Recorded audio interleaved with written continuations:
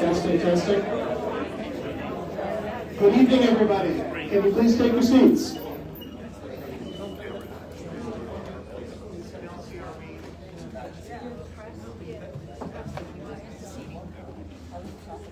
Good evening, everybody. Thank you for joining us. Everybody who is here in the room at Haverstraw Town Hall and everybody who is watching the live stream on Facebook. Thank you so much for being here. I'm former State Senator Reichlin-Melnick, and I'm delighted to have the honor of moderating tonight's forum for the 5 Democratic candidates vying to be the one to take on Mike Lawler in November. Woo! So, running for office is certainly not for the faint of heart. As a former candidate and elected official, I know that very personally.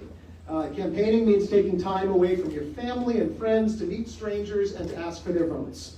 It means endless hours on the phone asking donors for money. It means having everything you've ever said and done scrutinized and picked apart by bad faith critics. In these turbulent times, it can even mean being on the receiving end of threats and harassment from angry, potentially dangerous people. It's not easy, but these 5 candidates have all stepped up to the plate because they know that the stakes couldn't be higher. They know that our country is in trouble, and the outcome of this election in November may decide whether the Democrats or the Republicans control the House of Representatives in January. So before we go any further, please give a huge round of applause to all of our candidates for putting themselves forward and taking on this immense challenge.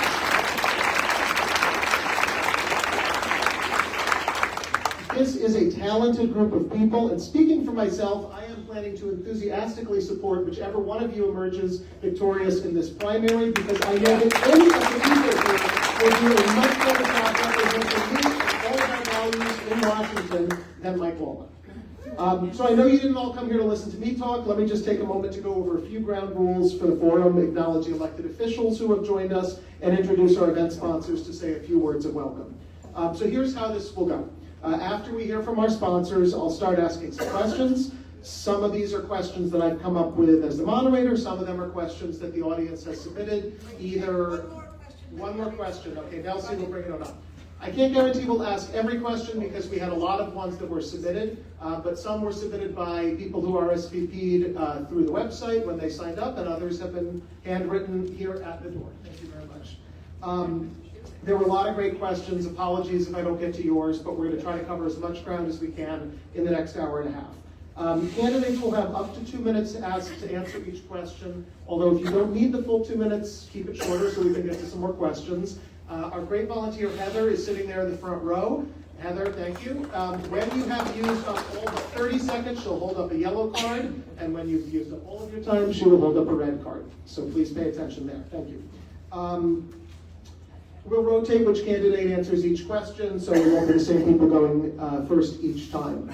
So I will just say I am not going to be asking questions targeted at one particular candidate. All questions will be directed for all 5 candidates to answer equally. And I've asked each candidate to please refrain from making personal attacks on any of your opponents here on stage. If there is an attack made and another candidate needs to respond, in my judgment, I'll give them some time to do that.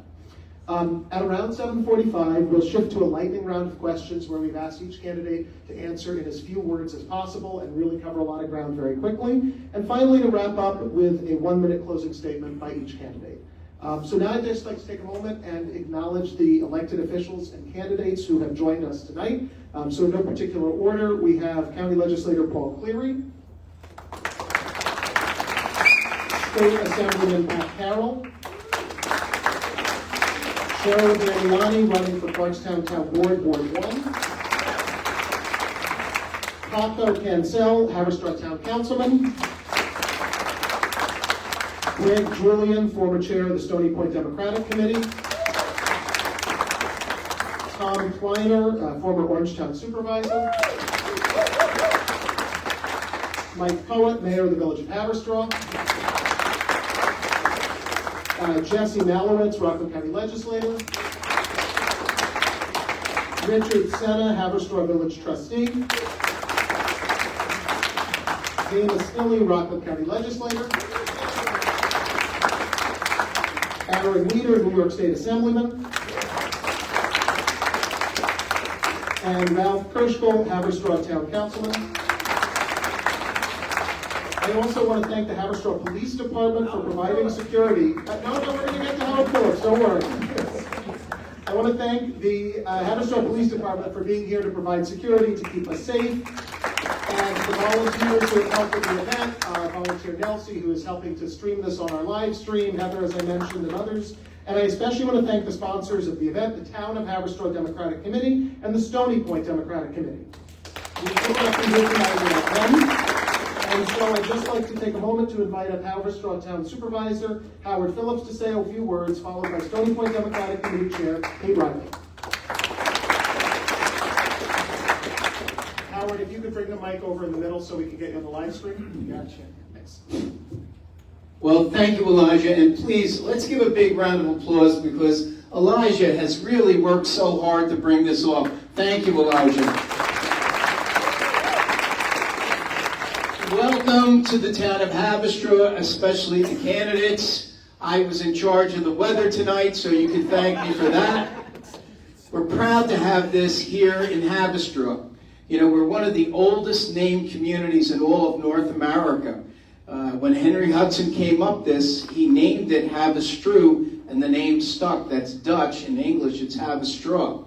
But I want to point out one beautiful thing. Of course, we have a great history with the Revolutionary War, but if anybody has a chance, take a look at this beautiful flag in the back of the auditorium here. That flag was carried by the 95th Regiment during the Civil War from Haverstraw. It was in many of the really important battles, but it was also at the defining battle of Gettysburg. We're very proud to have that back home. Ladies and gentlemen, we live in the greatest country that has ever existed. And we do because people get involved. And we do because we can hold debates like this. We can agree, we can disagree. But at the end of the day, we all go in and choose who is going to represent us in government on all levels. So thank you for being here tonight. I want to bring up another gentleman that had worked so hard, the chairman of the Stony Point Democratic Committee, Pete Riley. Pete, where did you go to? Pete, there you are. Thank you, everyone. I grew up in Haverstraw, and when I was a young boy, we would pack a sandwich, get on our bikes, and travel up to this mysterious place called Stony Point. I've lived in Stony Point now for 30 years, and it's still a mysterious place.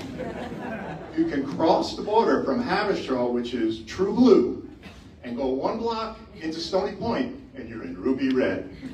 So the Stony Point Democratic Committee is working hard. We have a small but powerful group of people that we have a long-term goal to win back and to make Stony Point somewhat blue, maybe all blue at some point. I want to take more time and so we can listen to the candidates, but I would just say this. We got to keep our eyes on the prize. What's really important here is that we beat Mike Lawler at the end. So when we're done, whoever wins the primary, we need to get behind them and we need to work our butts off so that we win. Thank you.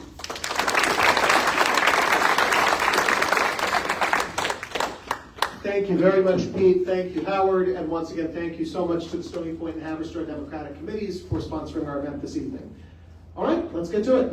So let's start out with a question that I think a lot of people have on their minds. Mike Lawler has run twice in this congressional district. And our district is a district that has backed Democratic candidates for president, Joe Biden and Kamala Harris. In 2022, Mike Lawler beat Sean Patrick Maloney, who was thought of as a centrist, more establishment candidate. In 2024, he beat Mondaire Jones, a younger, more progressive candidate. What will it take to beat Mike Lawler, and why are you the best person on this stage to do it? We'll start for this round with Effie and move down the road to Cait. Press the button. Hi, good evening, everyone. Thank you so much for having me. My name is Effie Phillips-Staley, and thank you to the committees, of course, for putting this together, and Elijah. This is, I think, to me, a central question of why I got into the campaign. I believe strongly that the Democratic Party has not done the work that it needs to do to be as inclusive as possible with voters who feel disenfranchised. And I say that as a person who has run for office 3 times and won, as a trustee in Tarrytown, and also as a person who's dedicated my entire professional career to social justice and Hispanic social justice in particular. My mom is an immigrant from El Salvador. You know, my dad, a blue-collar, working class guy with a high school education. And let me speak about Hispanics first. I know from my experience that the Democratic Party has not reached out to Hispanic voters. There are 30,000 registered Hispanic Democrats in CD 17, only 5,000 vote. So if this party, and this is my campaign, does the work of not only reaching out to the voters who always turn out, like the people in this room, which is really important, but doing the work of reaching out to those who typically don't turn out because they don't feel represented, that is how we're going to get our win number to be able to take this back. And let me say who they are. They're people under 30. They're progressives. They're people of color. And these are people who have lately, in droves, began switching to be independent because they don't feel that the party represents them. I'm running a campaign that's a Democratic campaign to represent everyone and do the work in communities like Haverstraw with large Hispanic populations to make sure that we really turn out the vote and take it back from Mike Lawler.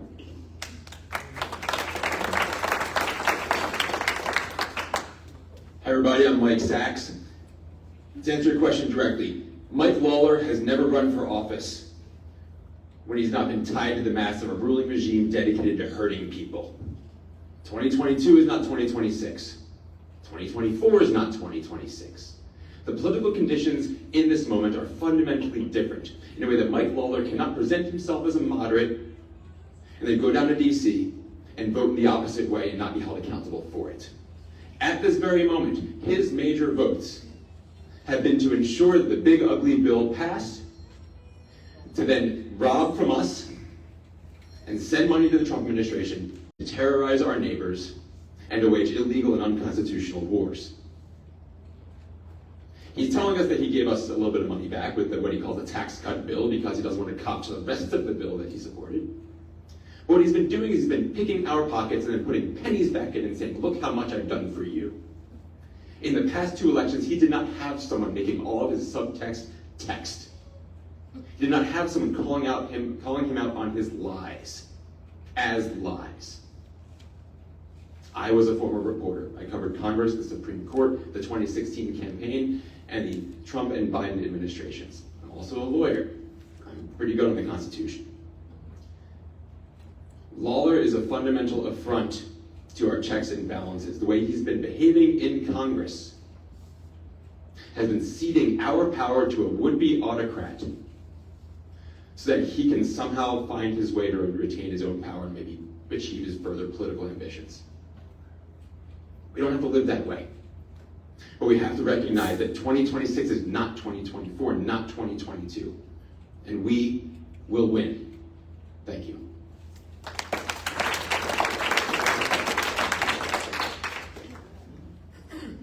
Good evening, everybody. I'm Beth Davidson, proud county legislator for District 10. Welcome, everyone who's not from here, to Rockland and to Haverstraw, also originally known as Haverstraw or Oat Straw. I'm a real history nerd, and there's so much great history in this town and in this county. So to beat Mike Lawler, we got to do 3 things.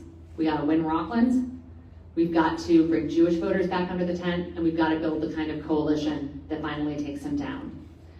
Winning Rockland is something I know how to do very well. Having led a slate of Democrats, shout out to my compatriots in the crowd, my colleagues Jesse Malowitz, Dana Stilley, and Paul Cleary. We won the first Democratic supermajority in Rockland County history while boosting turnout by 20% right in Mike Lawler's backyard.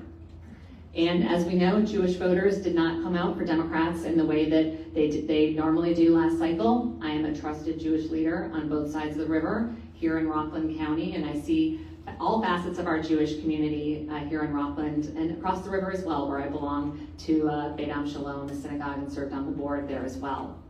So building the coalition that we need to win is something I've also been doing for a long time, and I see so many of them represented in the room. Give me some love, my Mom's Demand Action volunteers. We've worked together to pass many gun safety, to pass our gun safety bill and do so much activism on that level. We've got our Immigrant Rights Coalition leader, Nelsie Garcia, in the room. We've got Dr. Dana Stilley and so many other leaders in our community. That's the kind of, and I've got happy to break news that Joe Coe, sitting in the back, LGBTQ activist, is endorsing our campaign, and we'll be letting you know about that soon. So that's how we win and also make people believe that there are leaders who are willing to step into the breach to fight for the communities they serve. I'm excited to tell you about my record doing just that, and that's how we beat Mike Lawler and Donald Trump in November. Thank you.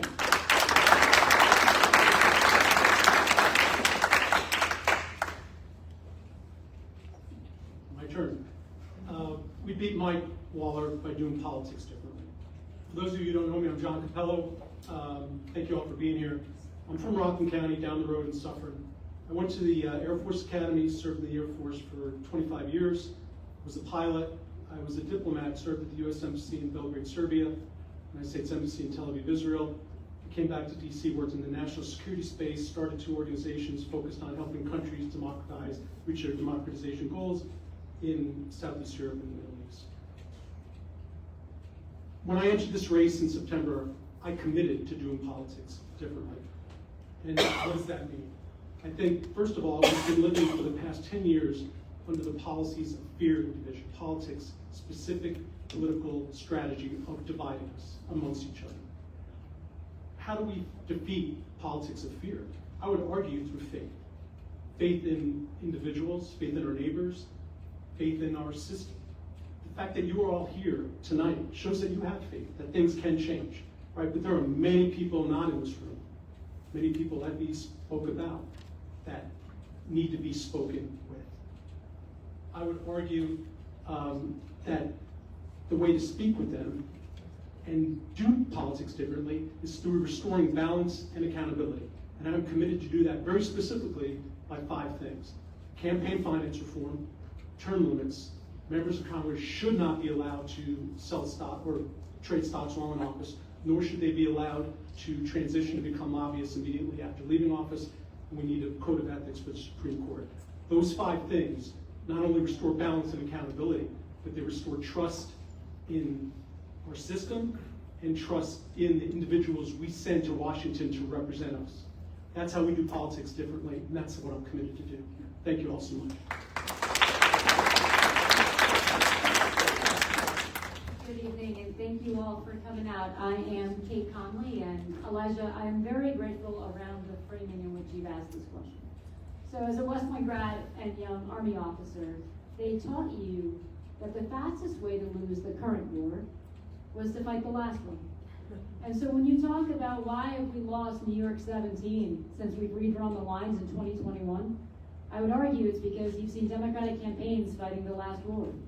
And that is why our campaign is approaching this so fundamentally differently. Because there are 4 counties in this district right now that we must put into play. That means we need to go to every corner and try to win by more and lose by less, and build a campaign of inclusion. And when we talk about what it takes to win, 28% of registered voters in New York 17 today are unaffiliated or independent. So that means we need a Democratic candidate that can go out and inspire voters to choose them as a person, not just a party. And that is where I do believe my contrast with Mike Lawler could not be starker. We are about the same age. We grew up 30 miles apart. We could not be more different people. I've spent the last 20 years leading America's sons and daughters in defense of this nation, while he's been a political operative. And we have seen, as Mike Lawler has faced and beaten politicians already, if we want a different kind of outcome, we need a different kind of Democrat. And that is where, while I don't like to quote Mike Lawler often, I love doing it here, because it's part of how I'm going to beat him. He talks about how this is the district of heroes, where over 50% of households are either veterans, the family of veterans, first responders, or the family of first responders. I believe that my service that is shared is going to be an important bridge to getting folks across party lines to come out and choose who they want to lead them. Someone that they can trust represents the values that they do.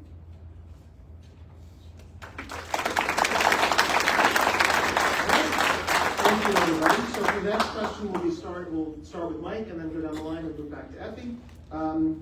Donald Trump's big, beautiful bill, which Congressman Lawler voted for, is projected to cause millions of Americans to lose their health insurance this year. Many already have. Beyond that, it threatens the financial solvency of hospitals around the country. What should we do to repair the damage from this Republican attack on healthcare, and how can we build a better and fairer healthcare system going forward? I'm an advocate for Medicare for all. Not just because it's good policy, but it's good power politics. So how we restore what Trump and Lawler stole away, how we build a new house from the rubble of the wreckage, is first to restore the funding that they slashed. I mean, that's first and foremost. And if we have the House, and not just the House, but the Senate, then we can push that towards Donald Trump and make him veto our trying to help people. That'll be good power politics. But on top of that, we need to have policies that themselves serve all of the people, not just some. Deprive the right wing of the opportunity to say, oh, that helps them. That helps the takers, not the makers. Instead, have policies that everyone can enjoy, where our tax dollars can actually be seen going directly to our own health and well-being. And mind you, those tax dollars will be fewer than we pay in deductibles, co-pays, and premiums to insurance companies. And also, less we pay in taxes to keep the subsidies going for the Obamacare premium tax credits. When I say that this is good power politics, I mean this. Progressive policies, from the New Deal, Social Security, to the Great Society, Medicare and Medicaid, when they're put into place, people like them and they're unrepealable, and the right wing has to stack the judiciary to take them away to do the dirty work of the elected officials who would be thrown out of office so fast if they dare to do anything about that. So what we must do is have that same type of ambition. When we have 51%, treat that as the same mandate to help people that Trump uses his 51% to hurt people. And when they get back in power, because there's always a swing in our country's politics, and they try to touch, say, a healthcare that serves us all and makes us all happy like people have in every other industrialized country in this world, good luck trying to take that away. We'll take our pitchforks out, throw them out of office again. That's policy and that's power. And we need to use both of them to ensure that we can serve all the people and not just the few. Thank you. So the effects of the big ugly bill are not theoretical, and certainly not to me. As a Rockland County legislator, I have a front row seat to the ways in which this bill is truly hurting our communities. I represent healthcare workers who are terrified of losing their jobs, and I see at least one here today that I've marched on the picket lines with, hello. But it's real. We talked a lot about safety net hospitals as Democrats, out of Washington, that was going to be heard by this bill. About rural hospitals, but it's safety net hospitals everywhere. And we have one here in Rockland County and many in Westchester and Putnam and Dutchess as well. I also represent families with special needs, kids with special needs and parents with special needs who are terrified of losing their health care benefits. I've learned so much about Medicaid since starting this campaign. Yes, it is health care for low-income people, but it's so much more. It's supportive housing for people with special needs. It's transportation to their jobs. So many wraparound services that help everyone in our community live productive and purposeful lives. And so that's what I'm stepping up as a legislator to make sure we're funding the nonprofits that take care of everyone who need special services, but we need more. We also need to worry about everyone whose premiums are tripling because the Affordable Care Act subsidies were eliminated. And again, so many more people in CD17 rely on the ACA than I even realized before this campaign. It's a significant number. And as a two-time cancer survivor and IVF mom, this is personal to me. I know what it's like to spend multiple hours a day fighting with your insurance companies. And so what I support is Medicare for all who want it, with a public option that allows people to buy into Medicare or keep their health insurance if that's what's better for them. And again, as someone who's had multiple chronic conditions, I know that I needed extra care and would want that same opportunity to everyone until we have the kind of coverage that can cover everybody. And that also includes bringing vision, dental, long-term care, hearing care under Medicare as well to make sure that everyone is covered to the best that we can. Thank you.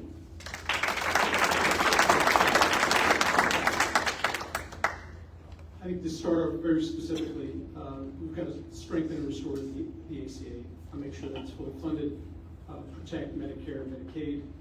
Those things seem obvious, but we need to fight strongly to make sure that happens. Look, we've done this. We've done this. We've done it at a state level. We saw Massachusetts do it, right? Under a Republican government, he was able to put together a plan that was bipartisan, and that was the impetus for Obama's plan, right? And I believe that's a really, really strong foundation. I live under a healthcare plan as a veteran. That also it's a pretty good program. We could do this. We could work through this. And I think that healthcare is it should not be this partisan issue that it's been turned into, unfortunately. There's lessons to be learned. I think we knocking on doors.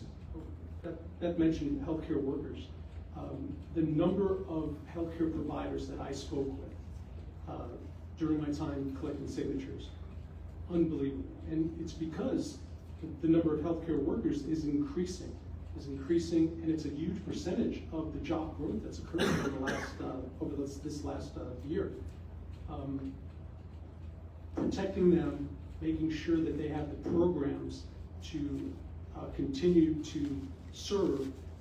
The idea that healthcare workers are not professionals, it's not only just a slap in the face, but it affects the whole program because it affects their ability to get grants, to get education, and we need to make sure that those programs are protected, whether it's FOCs, RCC, one of the best nursing programs in the state. And I'll end it there. Thank you.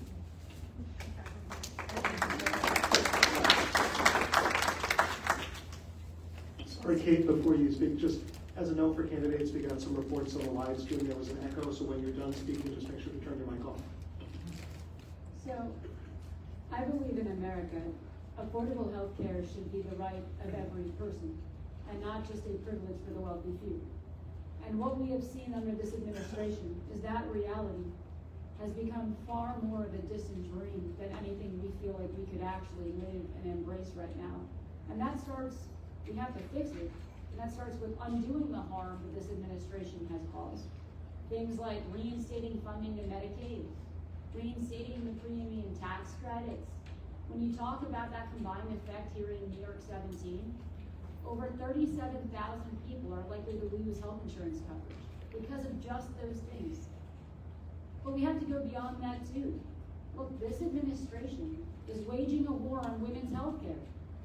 The prohibition of federal funding to go to clinics like Planned Parenthood because they provide abortion access is putting some of these most critical care facilities, especially for working women and working families, at risk.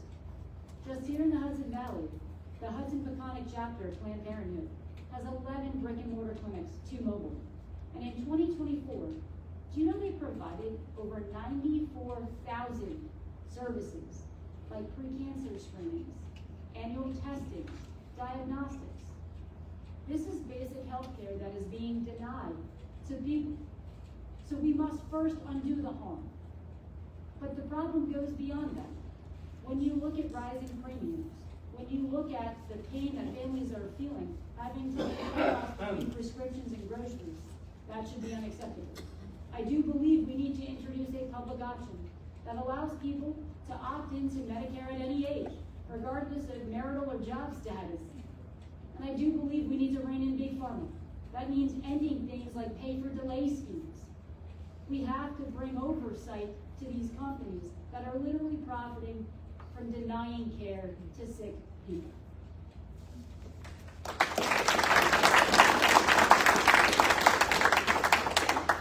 So I just want to start by talking about Lawler's record. He's voted against Medicare drug price negotiation. He takes money from medical insurance PACs, and he has offered no health care legislation of his own in his 2 terms. He has, of course, voted for the big ugly bill, which has slashed funding to Medicare, to ACA, and at the expense of the nation's health. But it's not really Mike Lawler who has created this problem. He is sustaining it because it's a system that works for him. Right now, our healthcare system is designed for the profit of insurance companies. It is not designed for the healthcare of people. And we know that because the medical insurance industry pays what, $400 million a year in lobbying to prevent any real change for benefiting people. So I am also for Medicare for all. I will say first that we have to do the stopgap, which is of course funding ACA, but I am for Medicare for all because I believe we need a system that puts people's health first. Thank you. Puts people's health first and not the profits of insurance companies. I will say, from a personal perspective, I lived in the UK for 4 years. It has universal health care. It works. It actually works really well. I can get an appointment there much faster than I can here. And it is something that I see our health and our healthcare as a human right.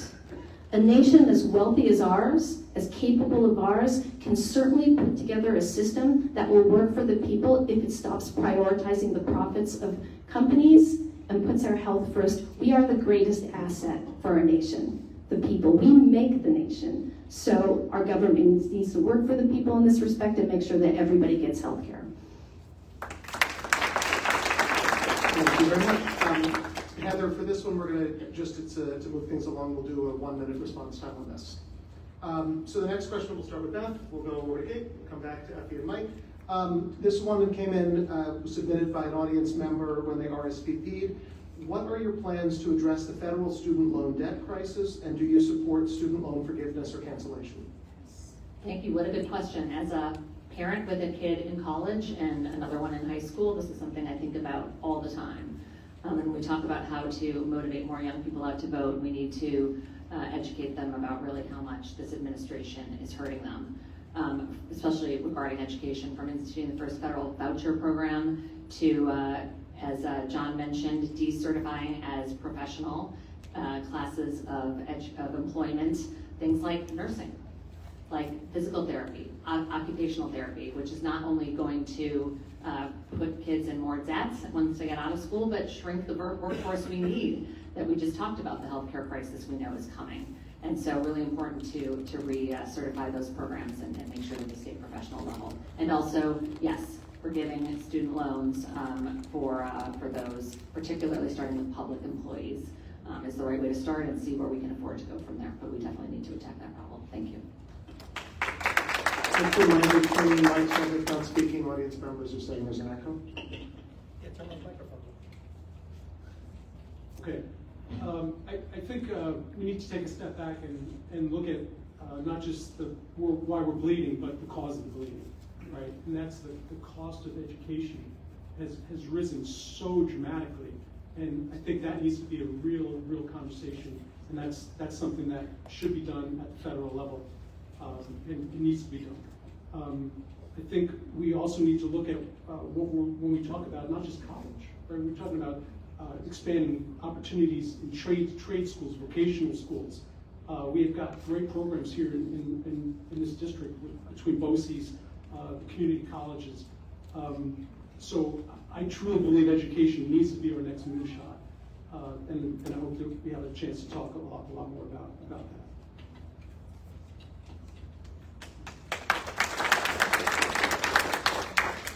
As someone who was raised by a single mom, raising 3 girls here in the Hudson Valley, working for the Postal Service, and comes from 4 generations of blue-collar work, I knew that college was my only pathway to the middle class growing up here, and I was the first in my family to graduate from college. And recognizing the importance of keeping those pathways open is essential for the American dream and for America to succeed. So I am all about putting a cap on the interest rates for federal student loans. If you take out a $50,000 loan, you should be paying $200,000 20 years later. And that is burdening us from being able to do other things like buy homes, etc. But I do believe we have to go a step further, and that is increase the pathways to the middle class beyond just 4-year college. And that means investing in things like BOCES, like community college and other technical certification programs, where you can make a great living and have so much honor in the work you are doing in your communities. And it is this combined approach that is going to create opportunities for today and tomorrow's workforce, which we have to recognize is going to change drastically with the advent of AI productivity tools.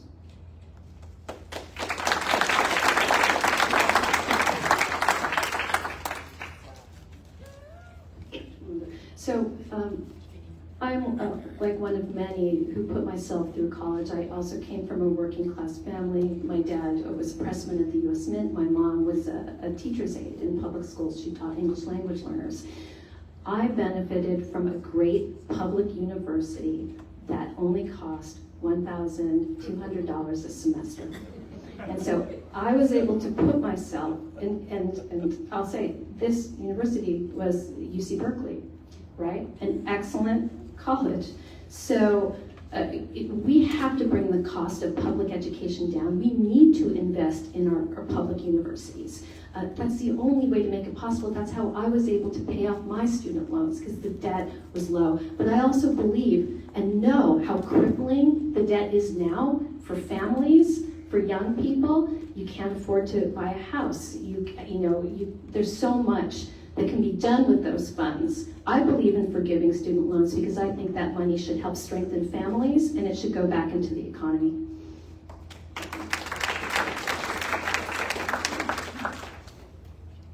My dad grew up in foster care and dug ditches in the summers to pay his way through State University.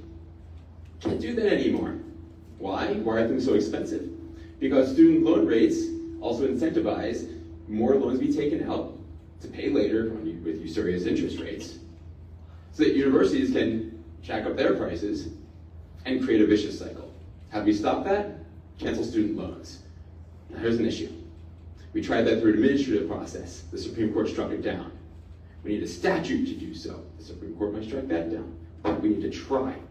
And the message getting out there is this, because it seems unfair. I paid my student loans, why should someone have theirs forgiven? Well, when the polio vaccine came out, were those who suffer from polio saying, well, you should suffer through polio now because I didn't have the vaccine? No, that's not what we do. We deliver for people to help people, to ensure people have the greatest amount of opportunity, and to keep them as much money in their pockets as possible so they can live a good life. We can cancel student loans, do it through statute, and take on the Supreme Court if they get in the way. Thank you. Okay, Heather, we can do 2 minutes again for this one. So the world is increasingly unstable and violent. There's major wars going on in Ukraine and the Middle East. There's ongoing humanitarian crises in Sudan, Gaza, Haiti, Lebanon, and elsewhere. And Trump's making on and off again threats to invade Cuba or Greenland. What do you see as the proper role for the U.S. in foreign affairs, and how should we approach the international flashpoints that you're most worried about right now? We'll start with John, continue to Cait, and come back around. Great question.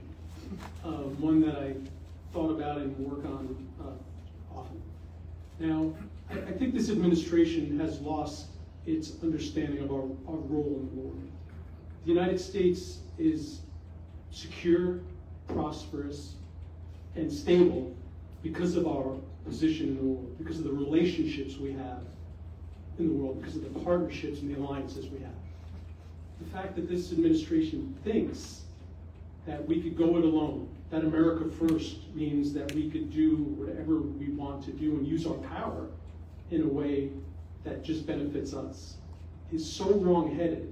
It throws away everything our fathers and grandfathers fought for, number one, and established in the post-Cold War era, number two. So, reestablishing an understanding of the importance of the United States, the humility of our power, and to continue to play a leadership role in the world. There are many instances where this is important. In Ukraine, in the Middle East. As bad as things are right now in the Middle East, there's opportunity. There's opportunity there. But it will take, and I'm telling you, it will take American leadership. As much as people complain that the United States gets involved, we want to be the world's policeman. No, at the end of the day, people look to the United States for our leadership because it was principled in the past. When I was asked to do my job, I always understood that we had leaders that went through a deliberate process, right? I agree or disagree, but they went through, we had leadership that cared, that mattered, that chose to put the interests of the United States above their own interests. We don't have that leadership now. It's clear, and it's unacceptable. And we need to restore our place in the world of, again, humble power to do good. Thank you. I think I'll be a little less nice than John to describe this administration. It is a dumpster fire of incompetence and negligence. Look, we have a 5-time draft-dodging president as our commander-in-chief, a former news correspondent who knows more about Botox than bombs as our Secretary of Defense, and a group of individuals on the cabinet who have less military experience than I do, getting us into reckless conflicts because they think war is a game. And I will tell you, as someone who has gone to war numerous times, who has served in combat zones, who's had the privilege and responsibility of leading America's sons and daughters, and the weight of their lives on my shoulders, war is not a game. War is something that we must only ever use as a last resort. And I will tell you, for people who have been to war, the last thing you ever want to see is another generation of sons and daughters going to war. So I have real issues with this administration. That's part of why I'm asking you to give me the privilege of unleashing on them, because they need to be held accountable as they send other people's sons and daughters to war, yet would never send their own. What the role that America should play, building on decades of global order that we helped shape after World War II, is being a global force for good. And that means not just using hard power, but soft power. That means reinvesting in USAID and our State Department and pursuing diplomacy. That means focusing on building and cultivating partnerships and alliances, because there is strength and unity and teamwork. What this administration has done is a betrayal of the very American values that we have fought overseas to defend. And that is unacceptable.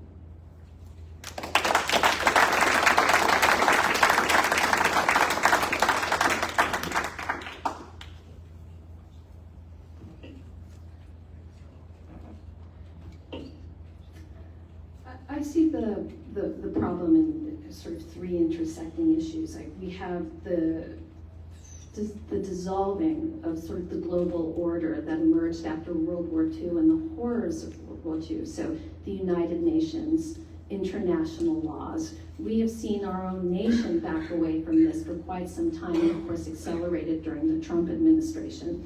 And as my peers here have said, we have an immense failure of moral leadership, a government that is defined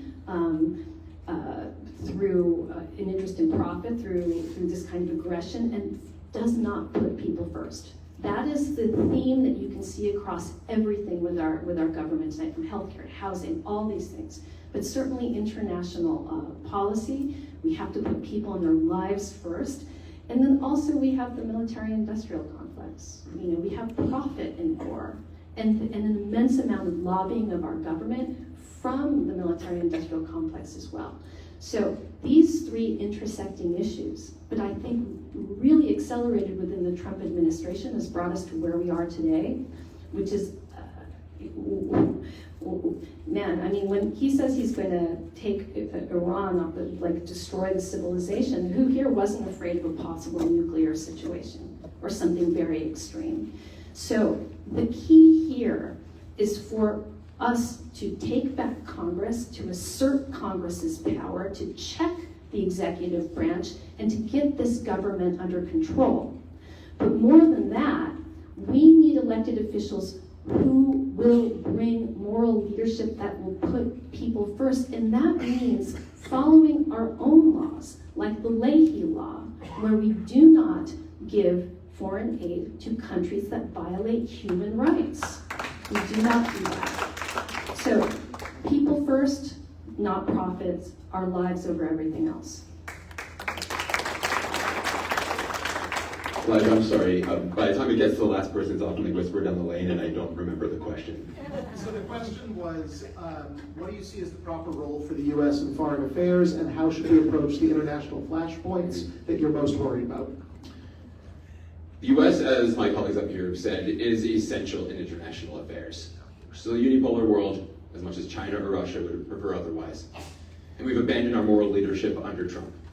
Why? Because Trump represents the supernova, the explosion, the exhaustion of a previous political era that thought might made right and peace was only maintained through strength.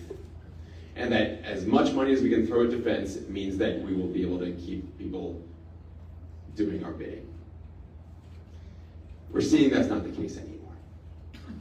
And we're seeing that the big strong man in our office, no one is afraid of him. No one's afraid of him around the world. So you have this conflict between this using military might by a bunch of people that are laughingstocks around the world. How can we regain both our credibility and our strength to ensure that we are a force for moral good around the world? It's not just through strength projection, but it's also through having a Congress that's able to expose and hold accountable those who've brought us to this point right now.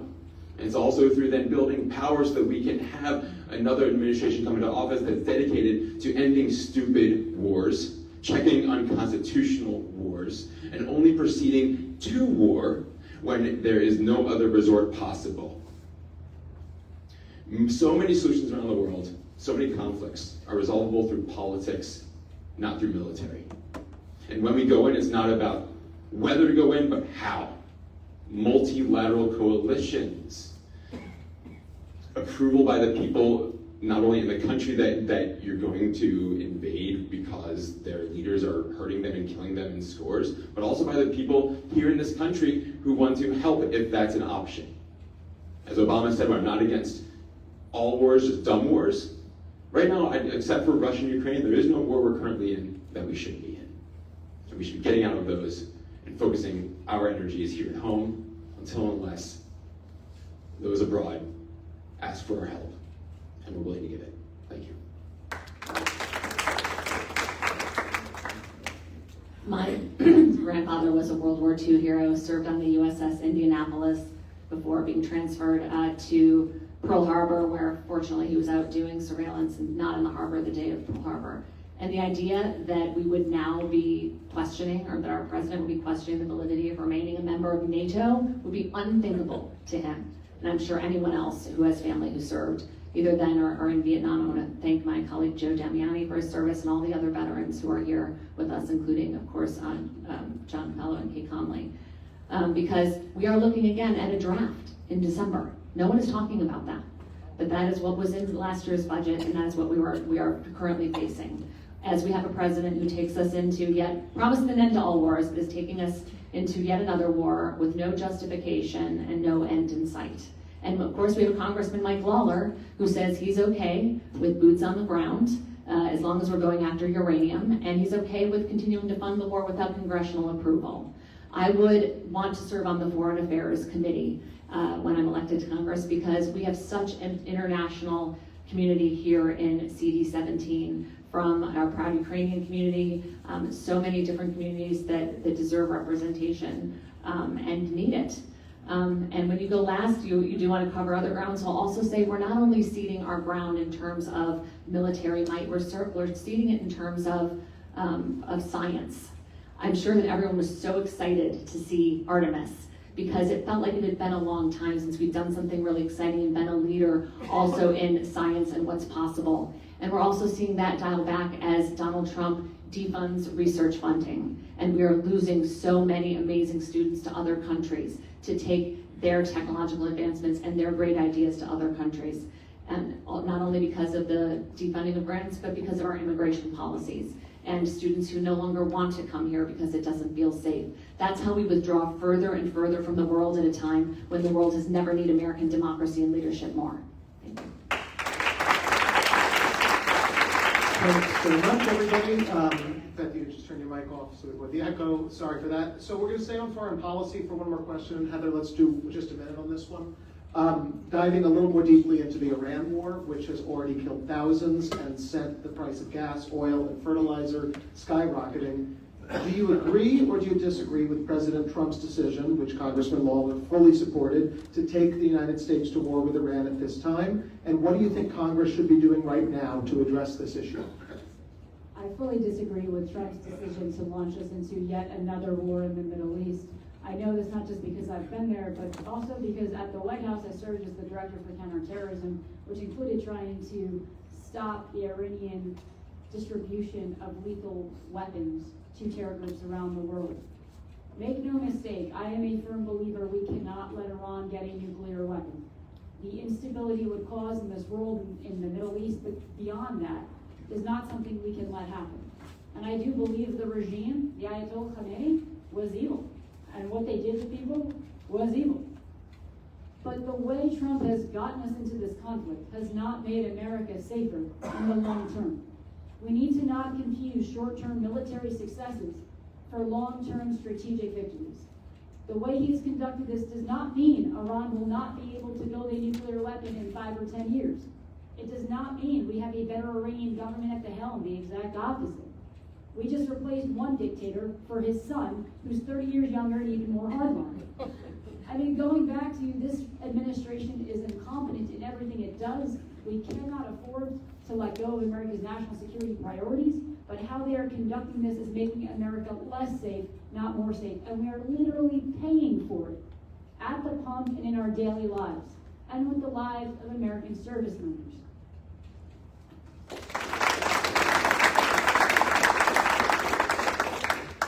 I don't know whether Donald Trump forgot or doesn't care that this nation has immense political, diplomatic, and economic power.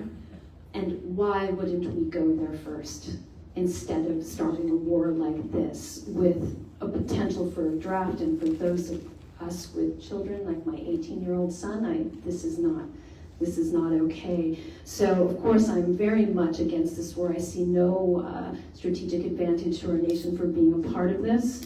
And what Congress has to do is what it is trying to do, which is exercise its power to prevent this, because it has the power to declare war or not. So it's really about what we need to do. We have to flip the House.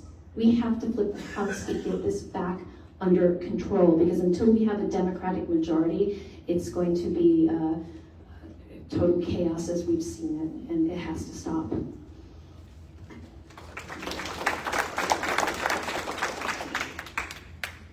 One Democrat today voted with all the Republicans, virtually all of them, to not check Trump's war in Iran. It was a 214 to 213 vote. All the Democrats stood against it except for one. So we do need a newly composed Congress with a greater buffer of a Democratic majority so that we can get in the way and check this rogue regime now in control of our foreign policy and our country. So no, it was an illegal and unconstitutional war, entered with no strategic, probably even tactical ambition other than to, knock out the Ayatollah so that his son, whose entire family was also killed, gets in power? Come on. And shifting justifications ever since to reveal further the stupidity of this administration that's playing with our lives and our treasure to achieve goals that everyone before them said are stupid? No, that's not how we should be proceeding. And we in Congress can stop it. Hopefully by the time there's 120th Congress, it will be over. Hopefully at the worst case scenario, or even best case scenario, Trump gets bored and walks away. That'll leave us a lot of a mess to clean up, and it's going to be on our job to clean up that mess.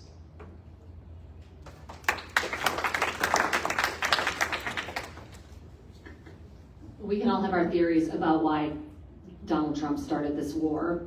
Perhaps the Epstein files and wanting to distract from that.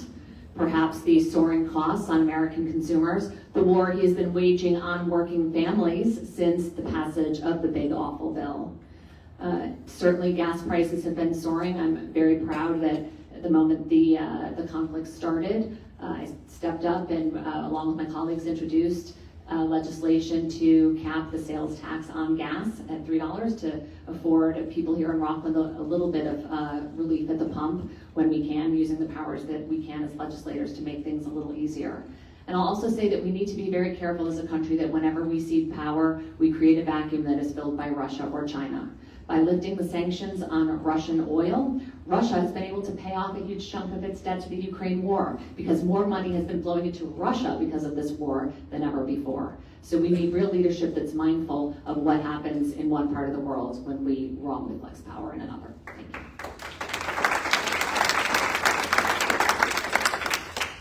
I think an important component of the question was at this time. You asked about at this time.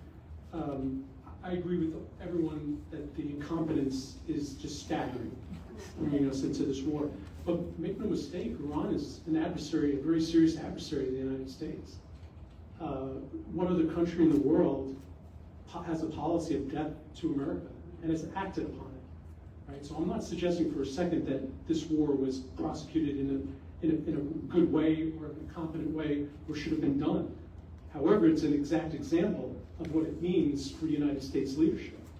Right? We could have done this in a much different way, address the serious Iranian threat if we had a serious administration by consulting with the American people, making the case why this was important now, consulting with allies and doing things in a way, in a manner that truly addressed the threat, not made it worse. And Heather will stay on 1 minute because we want to get to a few more questions before our lightning round. So the next question, I guess we'll start with Effie here. And excuse me, I lost my place. Sorry. When I was in the Senate, one of the most common complaints that I heard was that Rockland and Westchester had become completely unaffordable for young families. And that people who had grown up here were not able to afford to return to the communities that raised them because they simply could not find any affordable apartments or starter homes. In Rockland right now, the median rent is well over $2,000 a month, and the median price of a home is over $700,000. What role, if any, do you see for the federal government in addressing housing affordability for people in their 20s and 30s? So I think the most look, I'm a trustee in the village of Tarrytown. Our job is to manage the zoning and oversee the construction of new homes. And working with members of Congress about this has always been about how can the federal government incentivize the opportunity to create more housing and more affordable housing. And so I have an agenda, it's called the Suburban Progress Agenda, and the first thing in that agenda is advancing the building of new housing. We need 5 million new housing units across the United States at all price points. We need 66,000 here in Rockland County to increase the inventory to help make it more affordable and more accessible. And so it is critical that the federal government help invest in this, because it's not something that our individual tax bases can handle, in our local municipalities. So it has to be permanently affordable housing, and market price housing at different price points. It's absolutely critical. And also the infrastructure, because it's not just you plop a house down, you need to actually have the infrastructure to sustain that. That is something I will push for very hard when I make it to Congress.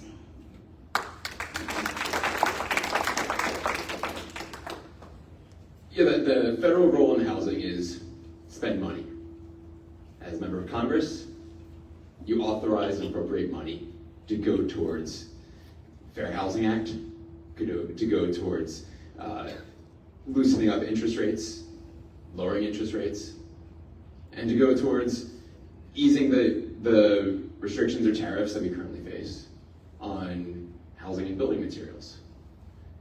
But this is an issue that runs deeper than this administration. You were in the state senate prior to this administration. Right? This is an issue that is not new. And Congress's role to aid the building of inventory, to reverse the pattern that we've been seeing lately where affordability is out of control, is simply to use its money and its incentives wisely. That's it. It's as simple as that. And that means also not spending money where we shouldn't be, not throwing money, again, in stupid and unconstitutional illegal wars, and having a healthcare program that also conserves billions of dollars in taxes and lives every year to compound the affordability that goes towards our housing as well. Thank you. So housing is the biggest crisis of our time that is related to so many others. Housing is healthcare, housing is job security, housing is connected to so many parts of our lives, educational security, food security, that helps everyone, again, live productive lives here in this county and elsewhere. And another reason, area in which Mike Lawler is totally falling down on the job and I'm stepping up. Mike Lawler supported the Big Awful Bill, which gutted so many programs, and the budget on the table for next year, while giving $1.3 trillion to defense spending, totally eliminates HUD, Community Development Block Grants. And I'll tell you, that's personal here in Rockland County. In the village of Kaiser, they have not had new Section 8 vouchers since George Herbert Walker Bush was president. It has been that long. We need to invest in all kinds of housing. I'm proud that there was never a housing committee on the Rockland County Legislature before our supermajority took hold. We now have one. I serve as vice chair. And we've started a Housing Action Loan Opportunity Fund, a HALO fund, with funding from the American Rescue Plan. So if we can look at creative ways to let communities invest in their own housing, including 2 developments here in Haverstraw. Shout out to Mayor Mike Kohut and Supervisor Howie Phillips. That's how we build more housing that we need in this moment. Thank you. So yeah, I think there's 3 kind of specific things. First, tariffs have driven up costs, and we need to readdress that, overturn tariffs to help. I think, of course, incentives that will provide incentives for developers like HALO, I think are really important and are doable at the federal level. And then I think, as a veteran, I have access to loans through the VA, and I think that's a good model. I think public service loans for first responders, for nurses, for teachers. I want people who serve this community to live in this community, to be able to afford and live in this community. And I think those types of programs could be implemented at the federal level. Should be implemented. Elijah, the way you started this talking about how my generation can't afford to move home to raise their families in the communities that raise them, like, that is my family story, right? I told you my mom worked for the Postal Service, raised me and my 2 sisters here. My 2 sisters can't afford to move back, right? A lot of the reason I am doing this is because I'm angry. I'm frustrated at a broken political system that has created a country that is literally in a worse place than my mother or father had it when they were my age. The average age of a first-time homebuyer is my age. It's 40. It's insane. And so we do have to fix this. And I think there's a lot of factors that go into how. Yes, we need to end the foreign tariffs that are driving up the price of construction goods. Yes, we need to make sure that we are investing in critical infrastructure along with the homes that need to support it, right? That means our roadways, our schools, our sewer systems, our water, our electrical grid. Too often we see people building without building the critical things around it. And the last part is, I am a proponent. My first big push will be for a public service loan program. That is a public service equivalent to the VA loan program, where after 10 years of serving your community, you qualify for the same benefits. We saw a similar program introduced years ago called the Helper Act, focused on first responders. I do believe teachers, nurses, first responders deserve the same benefits that veterans do. Let them stay in the communities that they serve, right? Let's invest in them the way they've invested in us.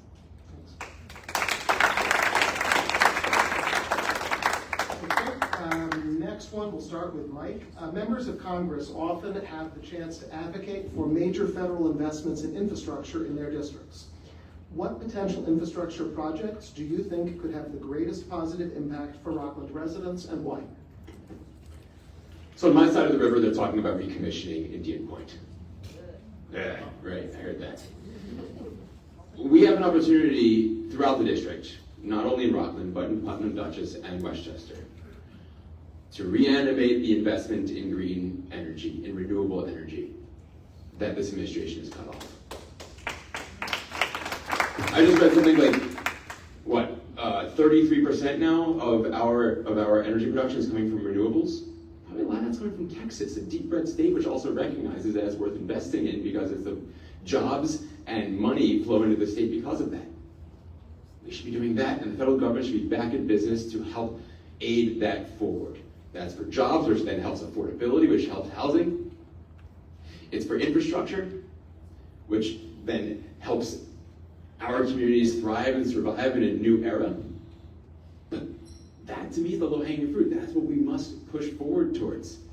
And it's very easy because everything that's there was put forward in the Biden administration. We can build upon that. All we have to do is reverse this Trump administration's deleterious attacks on our own survival. You said Rockland. Yeah, the question was, what potential infrastructure projects do you think could have the greatest positive impact for Rockland residents and why? We need a one-seat ride into New York City.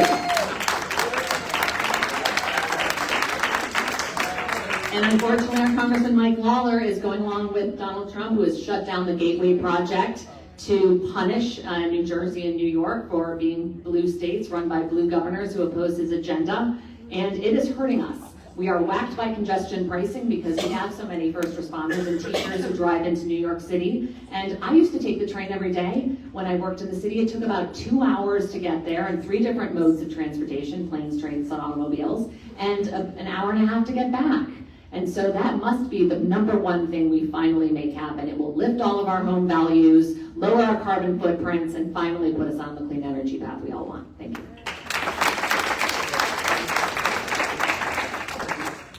The problem with this question is it's such an obvious answer that I'm going to be repetitive, and that's unfortunate. But look, mass transit in Rockland County is essential.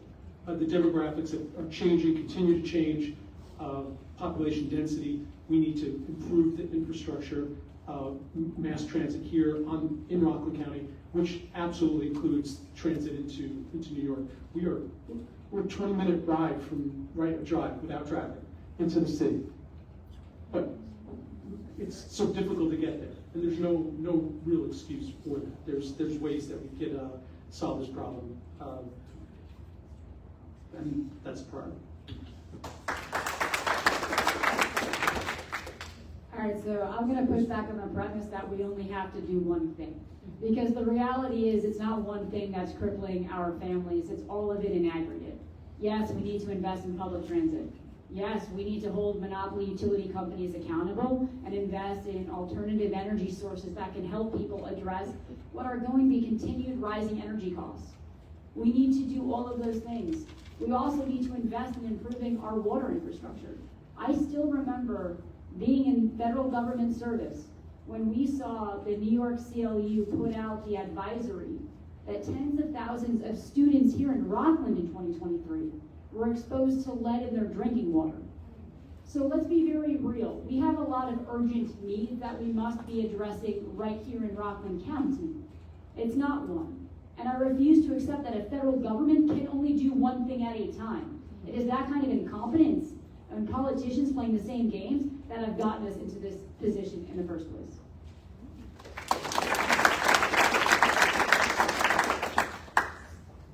So of course, transportation, I mean, that's this thing. And to Cait's point, that yes, there are multiple things, but I would think about PFAS and how do we make sure that the water here in Rockland County is clean and that we address the sources of PFAS. And one thing that the federal government has not been doing is investing in the kind of technology that we need to be able to actually clean it at more than 60%, right? That is absolutely critical. And right now, the Trump administration actually is dialing back regulations at the EPA that would enable more pesticides that contain PFAS to be legal. And so it is essential that we get these forever chemicals under control, and that we do it with our immense capacity for innovation, which this administration has been dialing back. And then I will say one more thing. Speaking again as a Tarrytown trustee, we absolutely must modernize our utility grid. It is essential, and we need the federal government to help us with this. Okay, moving, I think this will be the last question before we go to the lightning round. And again, Heather, probably just a minute, even though it's a long question, but we gotta make our way to the end. So, since the start of the second Trump administration, the federal government has pursued an agenda of mass deportation, focused on removing as many undocumented immigrants as possible, including vast numbers of people with no criminal history in the United States. The militarized nature of these operations in Chicago, Minneapolis, LA, and elsewhere with heavily armed, often masked agents roaming cities and stopping or arresting people who they believe look like undocumented immigrants have concerned many people. And the shooting deaths of American citizens Renee Good, Alex Preddy, and Ruben Ray Martinez by ICE agents have sparked national outrage. So the question, do you believe we should abolish ICE? If so, what would you replace it with to ensure that those immigrants who actually do pose a danger to the community can be found and deported? If not, what should Democrats pursue as reforms instead? So, yeah, thank you. So as an elected official here in Rockland County, here in Haverstraw, about 60% of residents are Latino. In Stony Point, as Pete Riley told me, it's about 30%. And so this is, again, not something that's happening somewhere else, but something that's happening here in Rockland County. As soon as the Trump administration began its mass deportations, we had people asking us from the various immigrant rights groups on both sides of the river what we could do to better protect our immigrant neighbors. And after the deaths of Alex Preddy and Renee Nicole Good, everyone started being scared. So I'm proud to have stepped up with my colleagues and introduced the Safety and Dignity for All Act, which will protect our residents from ICE's lawless and brutal tactics, and make sure that we're continuing to build trust between local law enforcement and its citizens by protecting legal immigrants and honoring judicial warrants and following the law. And I'm proud to be doing that no matter how many times Mike Lawler attacks me for it. So, I'm sorry, Beth, I just want to, do you support abolishing ICE, or you're not sure yet? I don't think the people who are afraid of ICE care what we call it as long as we are fixing the problem. So I stand by my actions, what I'm doing to protect the people I serve. Clearly, what ICE is doing is not, well, it's portrayed as the guise of enforcement. It's not, right? It's about fear, and it's about division, and this is not acceptable. Having said that, I think we need to define what it is we need in an implementation agency, right? And that's a really important role. We have to hold ICE those accountable for what they did, for sure. But we need to understand what it is we want from that agency, and then how we get there to develop and build an agency that is effective, efficient, and gets the job done. So I'm not a big believer in just destroying something because I'm disgusted by it. But I think we have to take a very, very strong look at it and see what our objectives are and build an agency that achieves those. We are watching the federal government abuse, assault, and kill the very people it is sworn to serve and protect. And this administration, instead of pursuing accountability and investigations, is lying, covering it up, and justifying it. What we are watching, make no mistake, is both unhinged and un-American, and that must stop. I am all about bringing this agency and all the rogue elements of the Trump administration in. Because let's be very real, the weaponization of the executive branch hasn't stopped there. We've seen it with DOJ and FBI going after political opposition. Our own Attorney General, right? What we are seeing needs to stop. And I promise you, if I have the privilege of being your member of Congress, I will go after every one of them. There is no one who is above the rule of law. No one. Period. Full stop.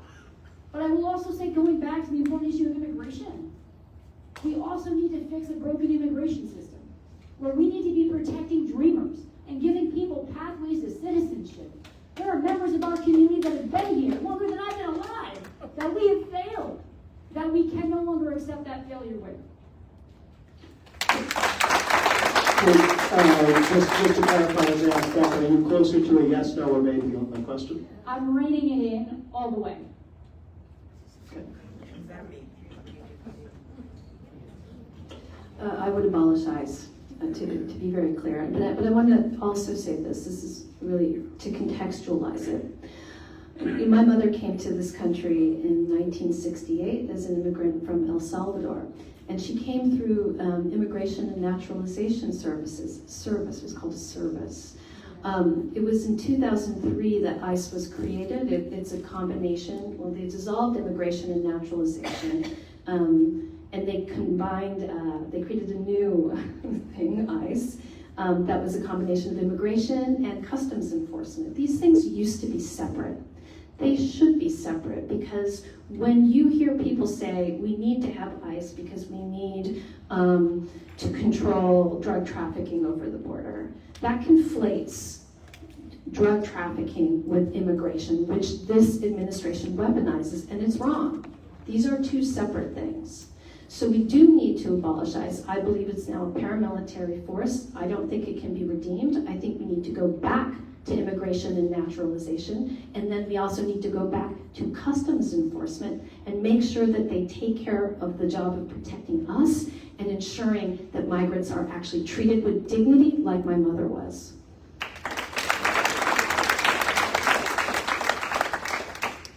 I'm for abolishing ICE, and I also want to make some subtext here. I think the reason we're asked to abolish ICE is because it's a buzzword that people are afraid if we say we'll abolish ICE, someone will say, ha, you are a far leftist who is against law enforcement. Because remember the abolish the police line from 6 years ago.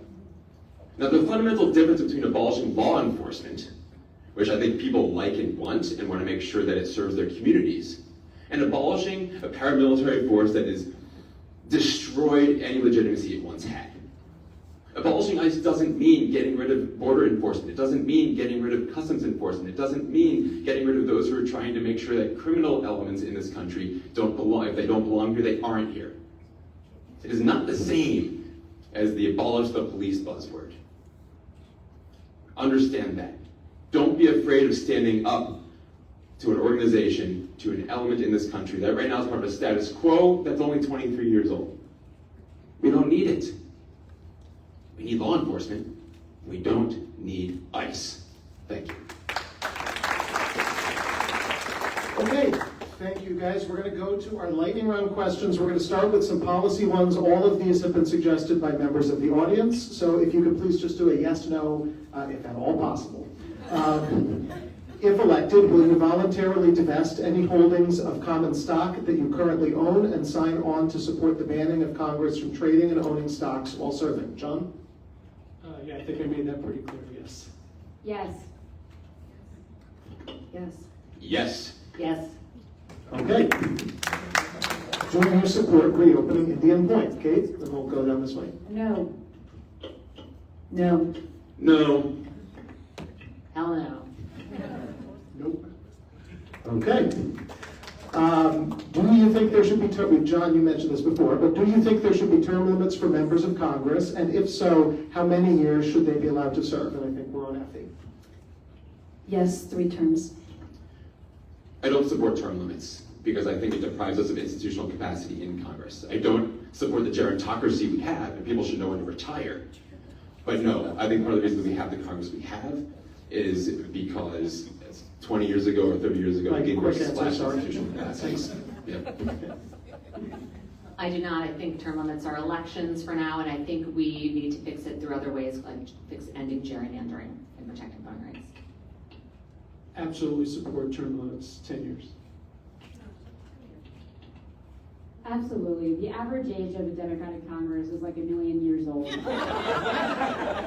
have watched as we have tried. Okay, I'm thanks. sorry, but no, hold on. We've literally done work on national security, technological issues, public safety and security with members who don't even know how to work a flip phone. You know what I mean? Like, this has to end. Okay, next question. I think we're starting with Mike now. Do you consider yourself a democratic socialist? I consider myself a Democrat. I'm a Democrat. Same. I'm a Democrat.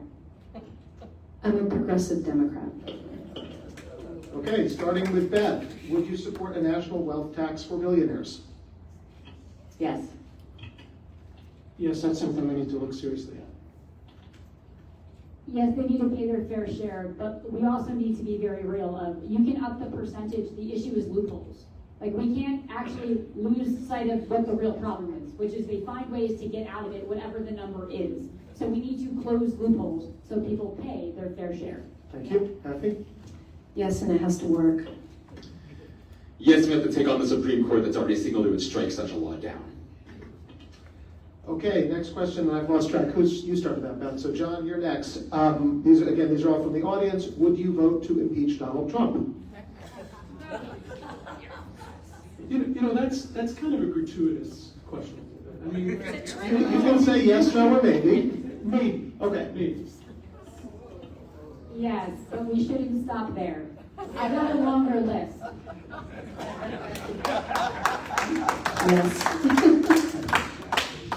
The fish rots from the head. There's like 18 impeachable offenses a day. I would introduce an article of impeachment and ask everyone else in the majority to do the same. So we have like 230 if we're so lucky to have those against this president. Yes, if Article 25 is an option first. And the last policy lightning round before we have some sillier ones. If you don't, and this is a very important one, if you don't win the primary, will you endorse the winner in the November election against Mike Lawler? Hell yes. Absolutely. Yes. Yes, and as a member of my Clarkstown Democratic Committee, I'll be working hard for all the candidates up and down the ticket. Yes, of course I will. Great. Okay. So with that starting with Effie, what do you call the bridge that connects Nyack to Tarrytown? That's the Tappan Zee Bridge. The Tappan Zee Bridge. I'm sticking with my answer from last week, the Pete Seeger. It's happened. The Tappan Zee, I grew up with it. Okay. The Rockland County has the smallest land area of any county in New York State. More than 30% of Rockland is a state, county, or local park. What is your favorite park in Rockland? I love Bear Mountain. I've chaperoned multiple field trips for my children there, and I go to the ice skating rink there in the winter. I love it. I used to be able to see it from my house, and I will go back at any opportunity. Rockland Lake. I just love going up Seven Lakes Drive. Yeah, Rockland Lake, and shout out to the awesome ice sculptures and what we did a few months ago there to the crew that put that together. Love Bear Mountain. Okay. Who is your political idol? I think Effie, you just started this one, so Beth, you're up first.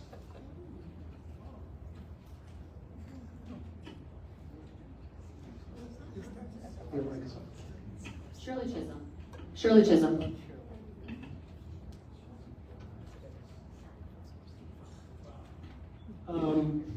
You know, as a kid, Mario Cuomo was somebody that was really impressive to me, and it's still his nature really impacted me. Yeah. I'm going to give a love to a New York politician, FDR, his Civilian Conservation Corps. We are still benefiting from almost 100 years later.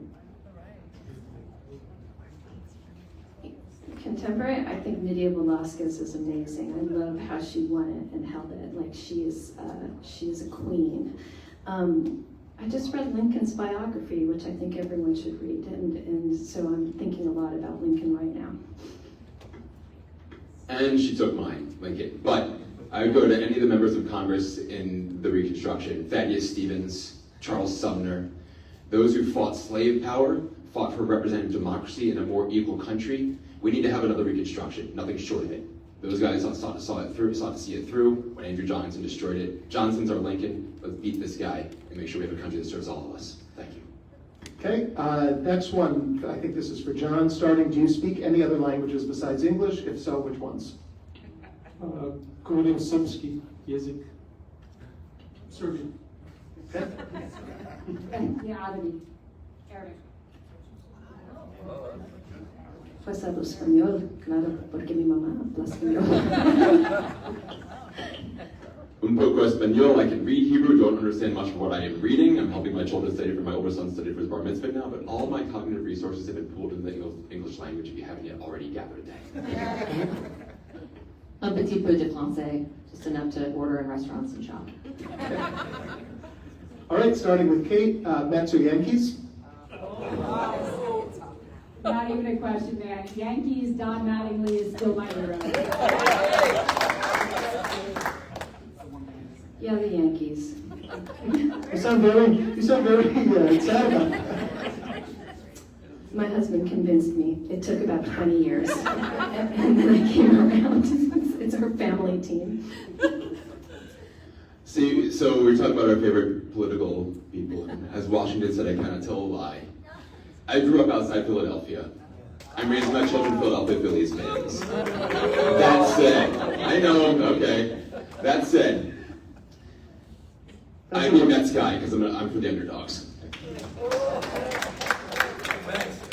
Yankees, although I have to recommend the Rockland Boulders for a day of family fun right up the road. Much more affordable as well. So I was born in the Bronx. My dad was a rabid Yankee fan. My grandfather loved the Dodgers before they moved out of New York. And he convinced me to be a Mets fan. You can imagine Thanksgiving dinners. Okay, back over to Effie. Political consultants usually tell candidates to stick to a few key points about their policies and their biographies. It may be politically effective, but it also means voters do not often get a sense of candidates as real flesh and blood people. So, what's one thing about you that your consultants will never let you put in a campaign ad?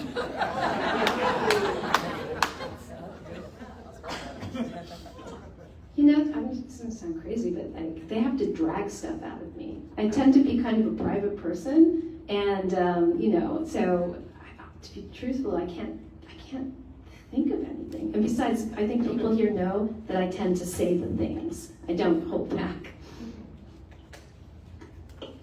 Yeah, I'm not very muzzleable. And I don't keep this a secret, I'm a retired competitive air guitarist. I was active from 2006 to 2010. And there's a competition in Brooklyn on May 9th that it's a Saturday night, I'll skip campaigning and go to that night. I invite all of you to join me because it's the most fun you'll ever have, I promise you. Elijah, I think he has to prove it. Let's see what After closing statements. Don't get in between me and a karaoke microphone.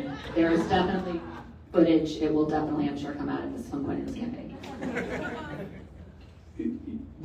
This should be a question with a good comical answer, but I don't even have one. But I will tell you, they drag stuff out. They want me to talk more about myself, and it's not an easy task, I'm telling you. So I didn't really like desserts or sweets before this campaign. I didn't really eat ice cream. And I have become absolutely obsessed with the blue pagan crow. I know it's across the river. I promise you it's worth the pilgrimage. Okay, you have two more, and I think, Mike, you start this one off. Since we know Mike Lawler has a kind of bizarre obsession with Michael Jackson, including wearing blackface to dress up as Michael Jackson, this one is for him. What's your favorite Michael Jackson song?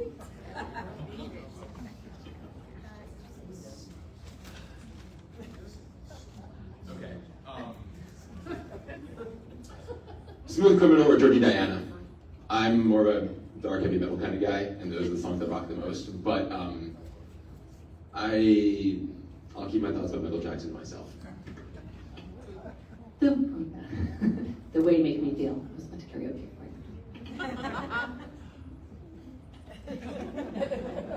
Beat it, I just love that. I love that video. Now, it's got to be Mike Lawler's video of him moonwalking and trying to dance like Michael Jackson. I'm sorry, but like anytime I need to really think about Mike Lawler and not be angry, I just think of that video and I'm like, this is not a serious dude. I like Billie Jean. Okay, last question before closing statements.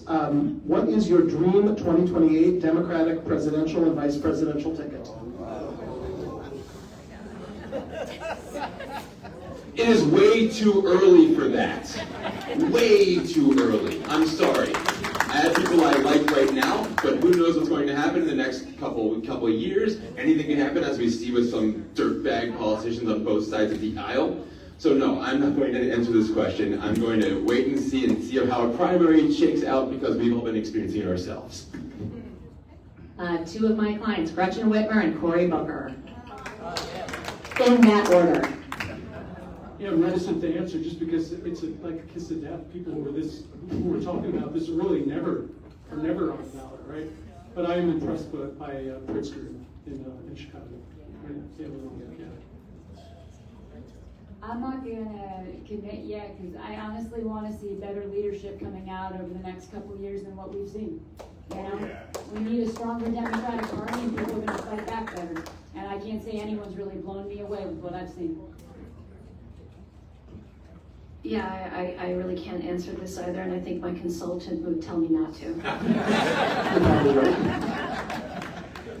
All right, well, thank you, everybody. This has been a wonderful spirited debate. I appreciate the positivity that you all brought to it.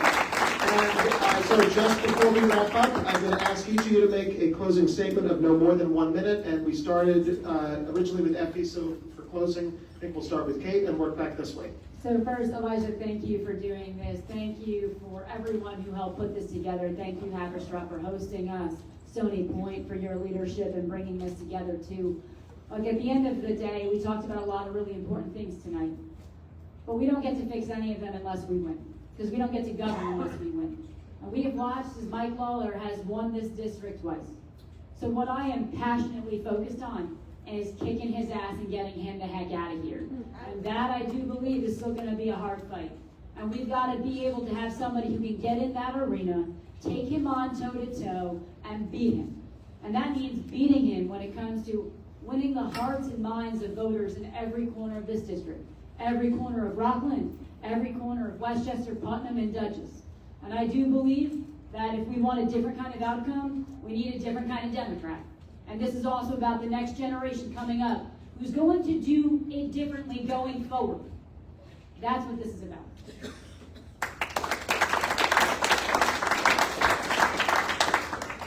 I apologize if I'm being repetitive, but we have to do politics differently. Again, thank you all for being here, but look around the room. I knocked on thousands of doors, seriously, talked to hundreds and hundreds of people. And most people are not in this room. They're not here. And we need to talk to them. We need to reach out to them, and we need to talk with them and include them. And that includes people that we don't agree with. And because you don't agree with me doesn't mean you're my enemy. It just means that we have a disagreement. We have to get back to that civility. We have to get back away from the politics of division, of polarization. And that is what I'm committed to do. And implementing those 5 things helps us to restore the balance and accountability to Congress and to those you send to Washington. Thank you all for being here. I appreciate it. I want to thank also the Stony Point Democrats and the Haverstraw Democrats for hosting us here, and thank you, Supervisor Phillips. And thank you all for coming here tonight. But I also want to tell you that there's another watch party happening about a few miles up the road in Nyack at the Rockland County Pride Center. A community that has been under constant attack since this administration took hold in its second, even crueler and more callous term. Their healthcare is under attack, our rights are under attack, our identity is under attack, our ability to travel, get jobs. And so, yes, we all started these campaigns with our big ideas and our policy prescription, but what gets me out of bed every day to do this is that my community, our community, so many of you, everyone in this room, and everyone at the Pride Center is really counting on me. And so we're gonna beat Mike Lawler by holding him accountable for his radical right-wing record, by showing people what's possible if you have leaders who are ready to step into the breach, whether it's on drinking water, gun safety, protecting our communities from ICE, and then mobilizing the voters on the ground like I've done here for 20 years so we can flip New York 17 and put Congress back to work for the people. Thank you.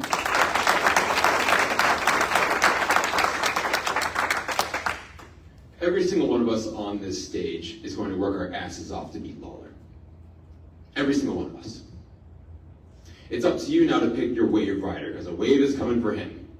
It's on us to also be part of the gravitational force that sweeps that wave up and pulls it over him, but we are going to win. So look at all of us up here. We each stand for something. I'll posit to you that every single one of their expertises flows through my own. As a 15-year veteran of the media, of every avenue of the media, I'm very well aware of the attention economy upon which this fight is waged against Trump. As a lawyer who spends his days thinking about constitutional questions on how to take on the structure that the Republicans have built up to keep themselves in power no matter what we say, yeah, that's going to be my main objective going into Congress and reorienting our politics back to the people and Congress as supreme republic over the other branches so we can deliver. That's what I'm in this for. I would love your support. And regardless, I'm glad you're here, and I'm excited to meet all of you as we exit the room tonight. Thank you.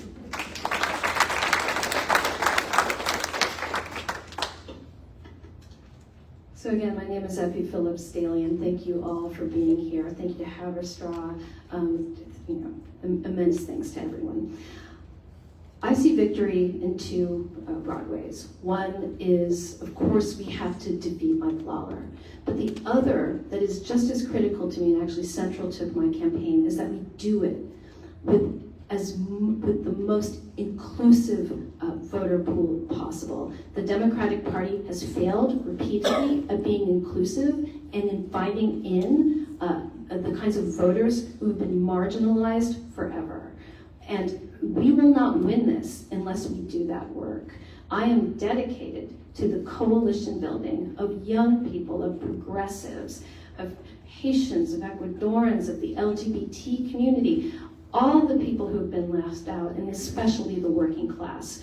We need to turn out this vote. It's what I'm working on, it's what I'm going to do, and it's how we're going to win, not just to defeat Mike Lawler, but to have a stronger Democratic Party. The same old playbook isn't going to work.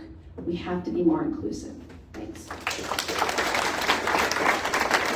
Okay, thank you everybody for coming. Thank you everybody who is watching on the live stream, and thanks once again to the Stony Point and Haverstraw Democratic Committees for sponsoring us, and of course a huge round of applause for all 5 of our candidates. The primary is in